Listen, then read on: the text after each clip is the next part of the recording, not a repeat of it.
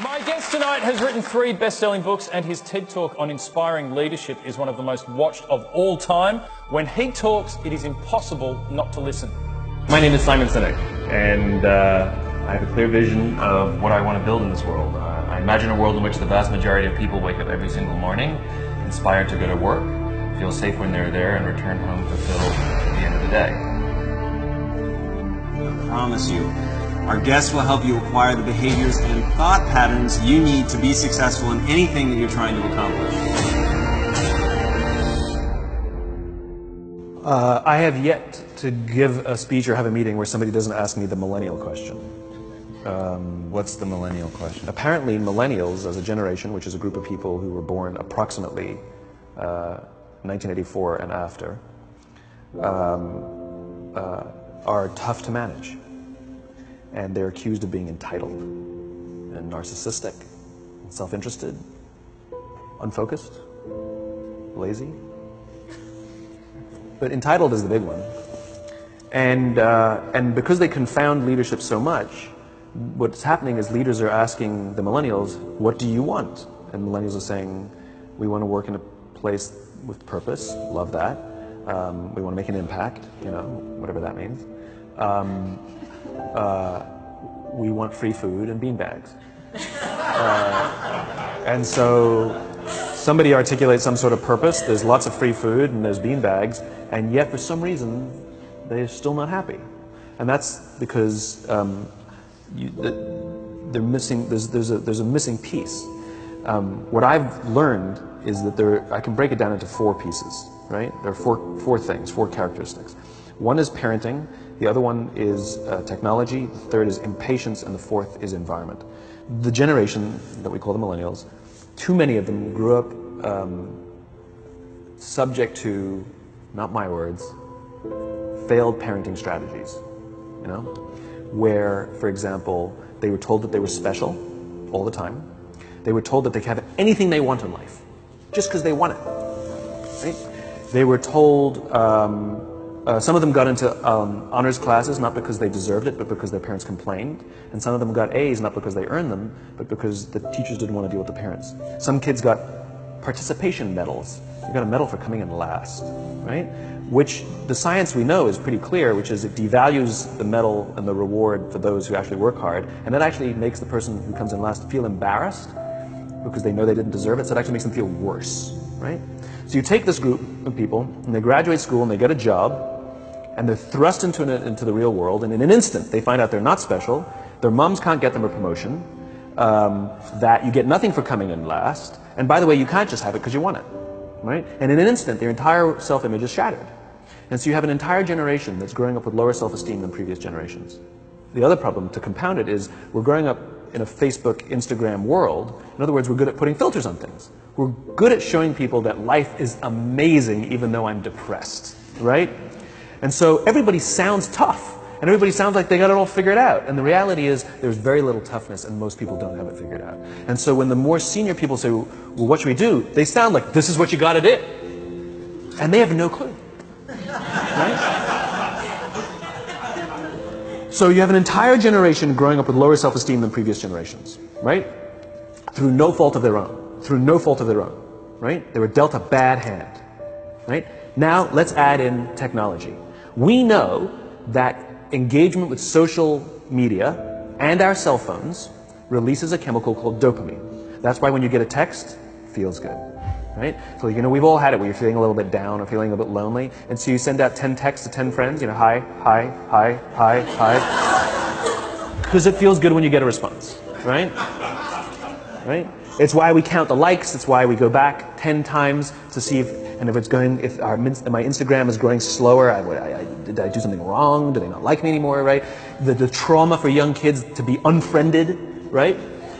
Because we know when you get a hit of dopamine, which feels good. It's why we like it, it's why we keep going back to it. Dopamine is the exact same chemical that makes us feel good when we smoke, when we drink, and when we gamble. In other words, it's highly, highly addictive, right? We have age restrictions on smoking, gambling, and alcohol, and we have no age restrictions on social media and cell phones, which is the equivalent of opening up the liquor cabinet and saying to our teenagers, hey, by the way, this adolescence thing, if it gets you down. But that's basically what's happening. That's basically what's happening, right? That's basically what happened. You have an entire generation that has access to an addictive, numbing chemical called dopamine through social media and cell phones as they're going through the high stress of adolescence. Why is this important? Almost every alcoholic discovered alcohol when they were teenagers. When we're very, very young, the only approval we need is the approval of our parents. And as we go through adolescence, we make this transition where we now need the approval of our peers. Very frustrating for our parents, very important for us. It allows us to acculturate outside of our immediate families into the broader tribe, right? It's a highly, highly stressful and anxious period of our lives, and we're supposed to learn to rely on our friends. Some people, quite by accident, discover alcohol and numbing effects of dopamine to help them cope with the stresses and anxieties of adolescence.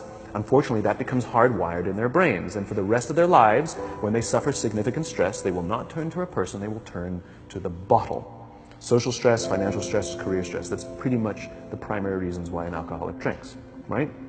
What's happening is because we're allowing unfettered access to these dopamine-producing devices and media, basically it's becoming hardwired, and what we're seeing is as they grow older, too many kids don't know how to form deep, meaningful relationships. Their words, not mine. They will admit that many of their friendships are superficial. They will admit that their friends, that they don't count on their friends, they don't rely on their friends, they have fun with their friends, but they also know that their friends will cancel on them if something better comes along. Deep, meaningful relationships are not there because they never practice the skill set, and worse, they don't have the coping mechanisms to deal with stress. So when significant stress starts to show up in their lives, they're not turning to a person, they're turning to a device, they're turning to social media, they're turning to these things which offer temporary relief. We know, the science is clear, we know that people who spend more time on Facebook suffer higher rates of depression than people who spend less time on Facebook, right? These things balance. Alcohol is not bad, too much alcohol is bad. Gambling is fun, too much gambling is dangerous, right? There's nothing wrong with social media and cell phones. It's the imbalance, right? If you're sitting at dinner with your friends and you're texting somebody who's not there, that's a problem. That's an addiction. If you're sitting in a meeting with people you're supposed to be listening to and speaking, and you put your phone on the table, face up or face down, I don't care, that sends a subconscious message to the room that you're just not that important to me right now, right? That's what happens. And the fact that you cannot put it away is because you are addicted, right? If you wake up and you check your phone before you say good morning to your girlfriend, boyfriend, or spouse, you have an addiction. And like all addiction, in time, it'll destroy relationships, it'll cost time, and it'll cost money, and it'll make your life worse, right?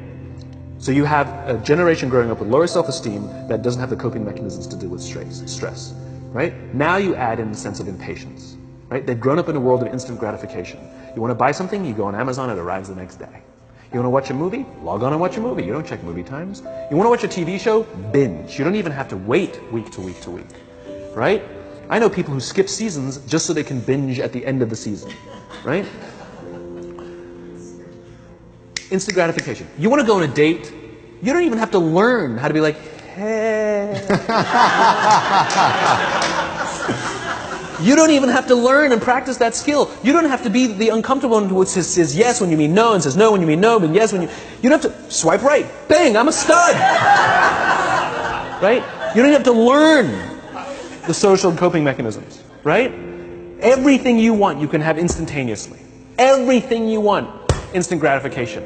Except job satisfaction and strength of relationships, there ain't no app for that. They are slow, meandering, uncomfortable, messy processes. And so I keep meeting these wonderful, fantastic, idealistic, hardworking, smart kids. They just graduated school. They're in their entry-level job. I sit down with them and I go, how's it going? They go, I think I'm going to quit. I'm like, why? They're like, I'm not making an impact. I'm like, you've been here 8 months. You know? It's as if they're standing at the foot of a mountain and they have this abstract concept called impact that they want to have in the world, which is the summit. What they don't see is the mountain. I don't care if you go up the mountain quickly or slowly, but there's still a mountain. And so what this young generation needs to learn is patience. That some things that really, really matter, like love, or job fulfillment, joy, love of life, self-confidence, a skill set, any of these things. All of these things take time. Sometimes you can expedite pieces of it, but the overall journey is arduous and long and difficult. And if you don't ask for help and learn that skill set, you will fall off the mountain, or you will, the worst case scenario, and we're already seeing it. The worst case scenario is we're seeing an increase in suicide rates. We're seeing an increase in this generation. We're seeing an increase in accidental deaths due to drug overdoses. We're seeing more and more kids drop out of school or take leaves of absence due to depression. Unheard of. These are all, this is really bad. The best case scenario, those are all bad cases, right? The best case scenario is you'll have an entire population growing up and going through life and just never really finding joy. They'll never really find deep fulfillment in work or in life. They'll just waft through life and it'll be just, it's fine. How's your job? It's fine. The same as yesterday. How's your relationship? It's fine. Like that's the best case scenario. Which leads me to the fourth point, which is environment. Which is we're taking this amazing group of young, fantastic kids who were just dealt a bad hand. It's no fault of their own.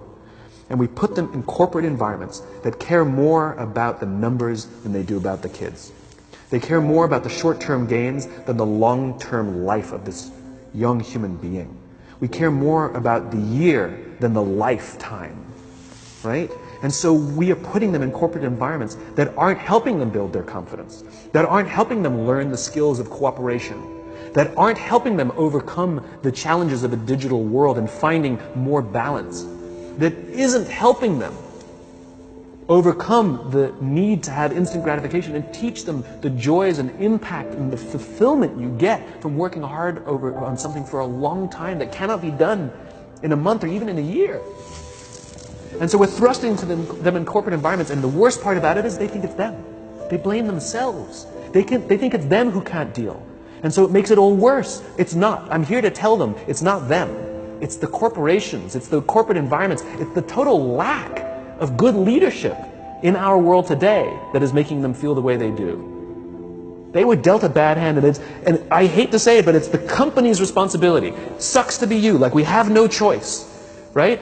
This is what we got, and I wish that society and their parents did a better job. They didn't. So we're getting them in our companies, and we now have to pick up the slack. We have to work extra hard to figure out the ways that we build their confidence. We have to work extra hard to find ways to teach them the social skills that they're missing out on. There should be no cell phones in conference rooms.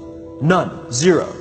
And I don't mean the kind of like sitting outside waiting to text. I mean like when you're sitting and waiting for a meeting to start, this is what we all do. We all sit here and wait for the meeting to start. Meeting starting? Okay. And we start the meeting. No, that's not how relationships are formed. Remember we talked about it's the little things? Relationships are formed this way. We're waiting for a meeting to start and we go, how's your dad? I heard he was in the hospital.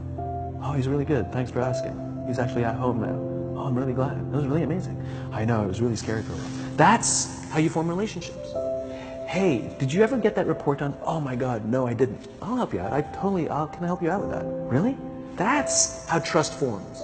Trust doesn't form in an event, in a day. Even bad times don't form trust immediately. It's the slow, steady consistency. And we have to create mechanisms where we allow for those little innocuous interactions to happen. But when we allow cell phones in conference rooms, we just, okay, have the meeting. And then my favorite is like when there's a cell phone there and you go like this, you go. It rings and you go. I'm not going to answer that. Mr. Magnanimous, you know? When you're out for dinner with your friends, like I do this with my friends. When we're going out for dinner and we're leaving together, we'll leave our cell phones at home. Who are we calling? Maybe one of us will bring the phone in case we need to call an Uber or take a picture of our meal. That goes without saying, come